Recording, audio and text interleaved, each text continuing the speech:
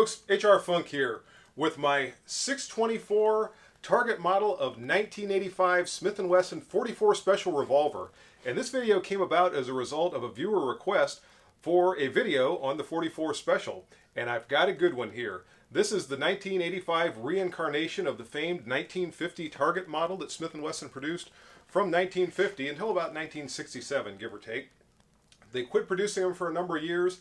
Then along about 1983, they started to produce the Model 24, which was the numeric designation for the target model of 1950. And a couple of years later, in 1985, they started to execute the same revolver in stainless steel. And here we have the target model of 1985, also known as the 624. It has all of the target enhancements that came on the original target model of 1950. Starting with the adjustable sights, Smith&Wesson's micrometer adjustable sights, that is, a Baumann front sight. It has a ribbed top strap on the barrel to ensure that we don't get glare or anything like that coming off the barrel. It's going to affect us as we're aiming. It has the target hammer, the grooved target trigger, the target stocks, and it also has, again, something I like, the tapered barrel that we saw in the older Smith&Wesson revolvers. This is something that when the 44 Special revolver was redesigned to accommodate the 44 Magnum, which of course eventually became the Model 29, was done away with. It went with a heavier barrel, and that's what we see to this day on the Model 29 or 629 series. But with the 624, we still have that graceful tapered barrel, which is something that really adds to the balance or enhances the balance of this revolver because it is not nearly as muzzle heavy as the Model 29 or the 629 revolvers or any of the other heavy barreled Smith&Wesson revolvers that don't have that nice graceful taper. Another thing that was changed when the target model of 1950 was revamped to become the Model 29 is the length of the cylinder. And I have my 629 here to show as a comparison. I'm going to try to get this on camera in a way that you can see it. But the cylinder of the 629 is about 1/8 of an inch longer, if I can line them up, than the cylinder on the 624. Obviously, the 629 was designed to accommodate the longer 44 Magnum cartridge, and it will also safely fire the 44 Special. But since the 624 is only designed to fire the 44 Special, the cylinder was shortened slightly, which at least in theory enhances the accuracy because the bullet doesn't have to travel as far before it engages the rifling in the barrel. So again, one of those little enhancements of the 624 or the target model of 1985 to help with accuracy. Another interesting characteristic of the 624 revolver is the fact that it has a 6.5-inch barrel. Now my 629 has the standard 6-inch barrel. And if I can line these up again, I'll line up the back of the cylinders like I did before, and you can definitely see that 1/2 inch of additional barrel length attributable to the 624. Years ago, Smith&Wesson produced a lot of their revolvers with 6.5-inch barrel, and then some years ago they changed it over to where 6 inch is the standard now. So again, I like the 6.5-inch barrel on the 624, and again, the balance of this revolver for such a long-barreled revolver is very good. It does not feel muzzle heavy really at all. It balances very, very well. Probably the biggest reason that the Model 29/629 was so wildly popular as opposed to the 624 or the Model 24 or the target model of 1950 is because the Model 29 or the 44 Magnum version of the revolver can fire either 44 Specials or 44 Magnums. So the shooter has the benefit of the wide spectrum of handgun power levels for their revolver. Whereas the 624 or the 44 Special version of the revolver is restricted to 44 Special pressures. Unless you're Elmer Keith and you load your 44 Special ammunition to the level of 44 Magnums or maybe even above.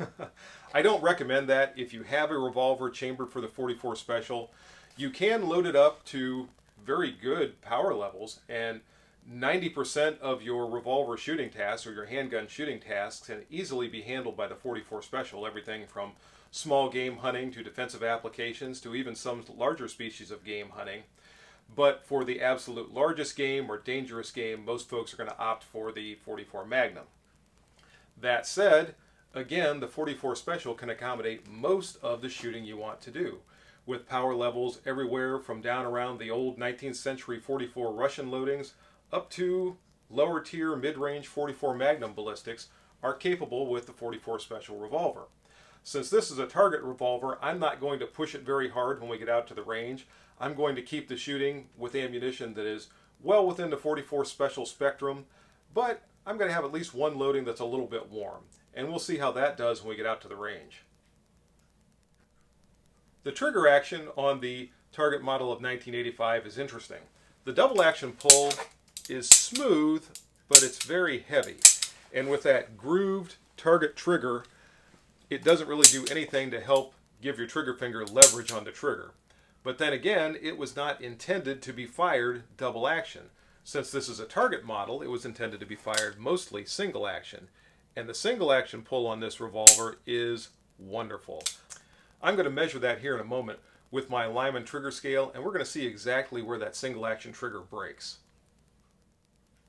And here we go, folks. Single action trigger pull.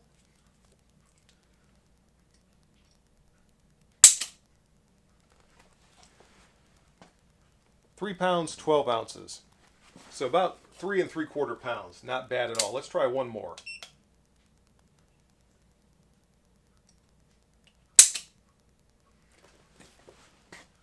£3 10 ounces. So not only is it very good, it also is very consistent. Again, aiding to accurate shooting of this revolver. Folks, one thing to be aware of if you come across a 624 or if you happen to own one and you're considering shooting it, is there was a defect in the metallurgy of the cylinder for some of these revolvers. Now, Smith&Wesson has a recall, or had a recall, on these revolvers. I believe it's still valid.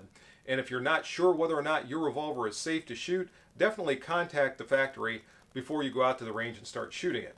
Now, the way to find out whether or not the factory has already checked your revolver, oddly enough, is to look at the box. On the box, if you have a red circle around the letter C, which is what you can see right here, that indicates the factory has checked that revolver and it's okay to shoot. If you don't see that on your box, or if you don't have the box, definitely contact the factory before you go to the range for the first time and start to shoot your 624. Folks, there's not much more I can say about the 624 in the shop. Let's head out to the range and see how it shoots. And here we are at the range, folks, to put the 624 through its paces. I have 3 different loads that I'm going to be using out here today, the first 2 of which both feature a 240 grain Remington semi-jacketed hollow point. The first load is going to launch that bullet at a leisurely 620 feet per second or so. The second is going to be about 800 feet per second. The final load is going to be another 240 grain bullet, but this is going to be a hard cast semi-wad cutter at about 1,050 feet per second. So I have 3 different loads, all on different ends of the 44 Special spectrum, but all of them are well within 44 Special range. I don't have anything too wild that I'm going to be shooting through the 624. Also, since this is a target revolver, I'm going to be shooting mostly at bullseye style targets to look at the performance there. Most of the shooting is also going to be single action. But I do hear there's a water bottle Desperado or 2 that have arrived in town that we might have to deal with the 624. And also, there might be a Renegade thumbtack or 2 around here somewhere that we're going to have to face down with the 624. So let's get to it and see how this revolver does. And here we go, folks. We're all set up at 50 feet. First up is going to be this load with the 240 grain Remington semi-jacketed hollow point. Again, this is a fairly light load, just over 600 feet per second. Let's see how it does.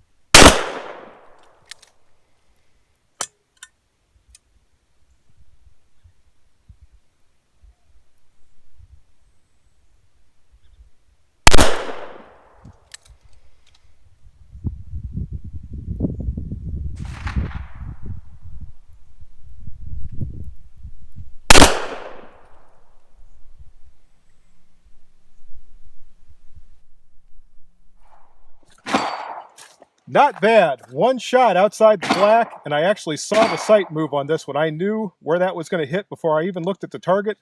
The other 5 shots are all looking good there. Those are in probably about 2.5 inches, give or take, but looking pretty good from 50 feet. And next up is our Remington 240 grain semi-jacketed hollow point.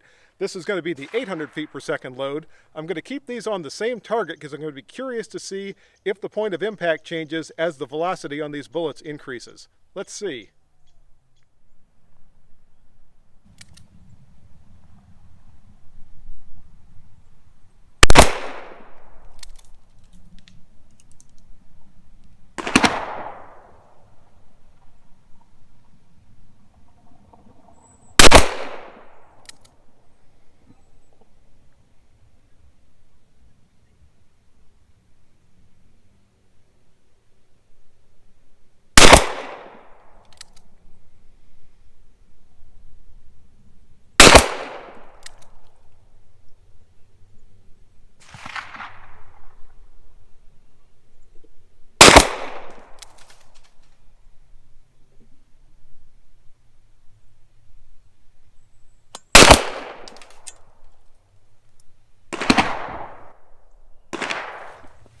And 2 shots managed to wander outside the black that time. Looks like I'm hitting a little higher with this load than I was before. So let's go back now and we'll try that 240 grain hard cast bullet and see where it prints. And here we go with our Skeeter skeleton load, folks. 240 grain hard cast semi-wad cutter at about 1,050 feet per second. Let's see how it does on the bullseye target.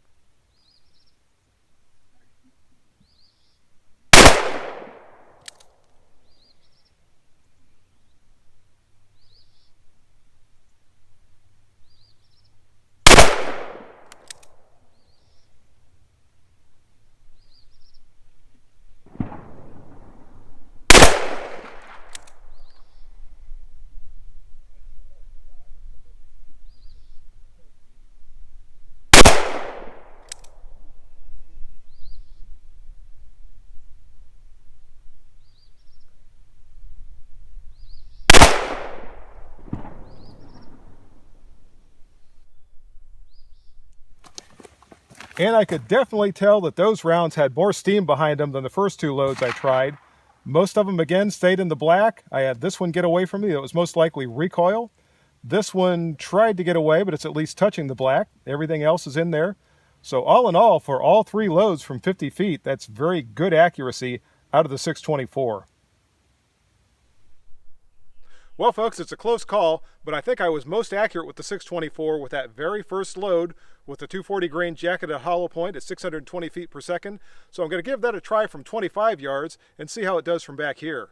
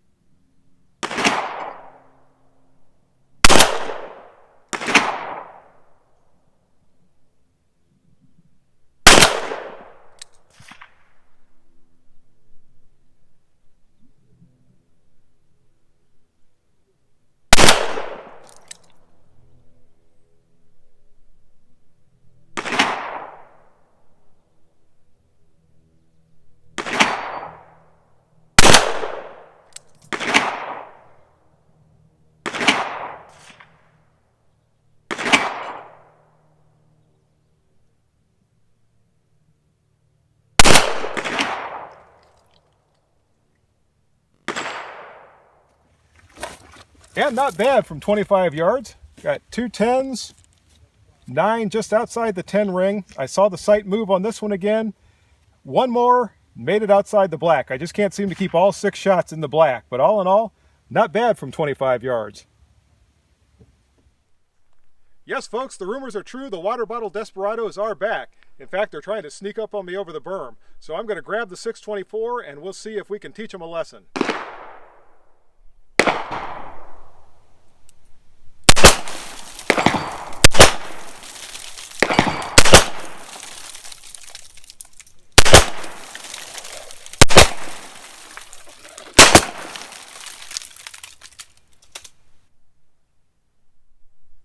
I think that got their attention.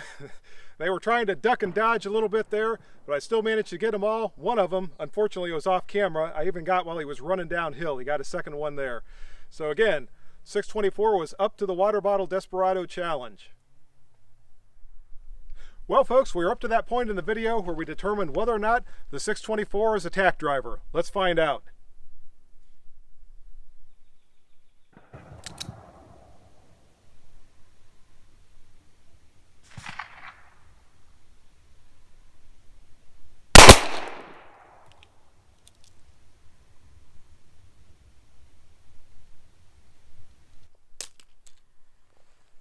Yes, it is a tack driver.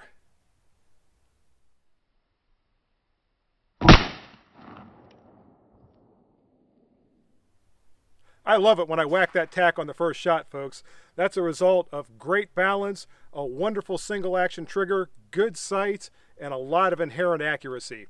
Can't say enough good things about the 624.